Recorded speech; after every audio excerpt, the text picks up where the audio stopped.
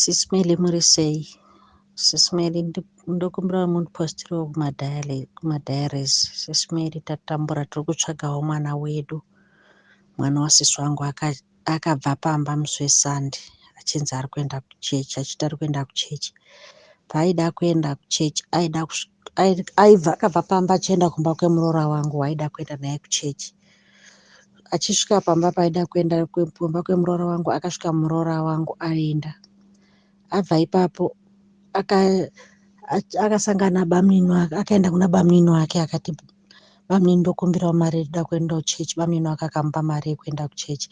Kuchechi kwaienda mwana kumanika bridge. From our area kuNew Reserve to Manika Bridge pane distance, aitoda kukwira kombi. Kuchechi uku kwaida kuenda haana kusvika. Wanga wari kuchechi wakadzoka. Ndofunga ndopakazoziva sisi kuti mwana haana kuenda kuchechi. Ndofunga iSunday Monday morning achifunga kuti pamwe mwana warara nevanhu vakaenda naye kuchechi. Kuzonzwa kuti mwana haana kuenda kuchechi, mwana haana kusvika kuchechi. Until now tatambura Sisimeli, tatambura Sisimeli. Tibatsireiwo, madhayaries ndoziva kuti hakundikani.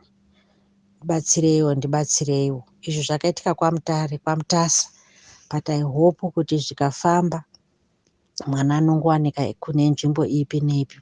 Wherever she is, Milicent, tiri kukumbira ubudikire mwana wasisi wangu. Milicent mwanangu, budikira pese pauri.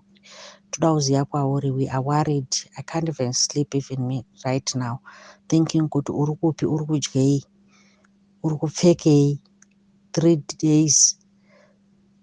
Nhasi ratova 4, Sunday, Monday, Tuesday, Wednesday. Milicent budikira.